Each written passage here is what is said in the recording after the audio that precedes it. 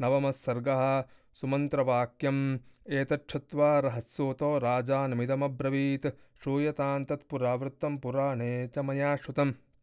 ऋत्विग्भिरुपदिष्टोऽयं पुरा वृत्तो मया श्रुतः सनत्कुमारो भगवान् पूर्वं कथितवान् कथां ऋषीणां सन्निधौ राजन् तव पुत्रागमं प्रति काश्यपस्य तु पुत्रोऽस्ति विभाण्डक इति श्रुतः ऋष्यशृङ्ग इति ख्यातस्तस्य पुत्रो भविष्यति स वने नित्यसंवृद्धो मुनिर्वनचरः सदा नान्यं जानाति विप्रेन्द्रो नित्यं पितृनुवर्तनात् द्वैविध्यं ब्रह्मचर्यस्य भविष्यति महात्मनः लोकेषु प्रथितं राजन् विप्रैश्च कथितं सदा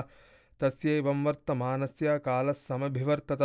अग्निं शुश्रूषमाणस्य पितरञ्च यशस्विनम् एतस्मिन्नेव काले तु रोमपादः प्रथापवान् अङ्गेषु प्रथितो राजा भविष्यति महाबलः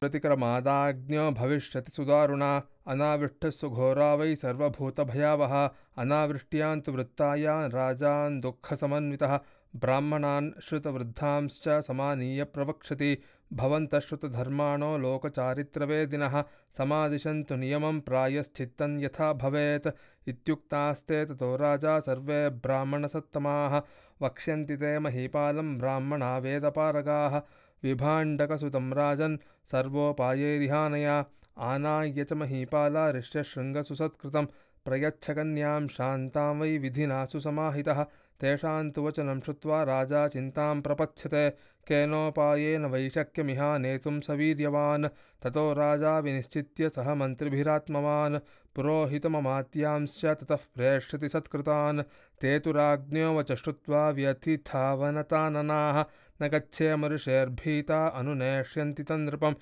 वक्ष्यन्ति चिन्तयित्वा ते तस्योपायांश्च तत्क्षमान् आनेष्यामो वयं विप्रन्न च दोषो भविष्यति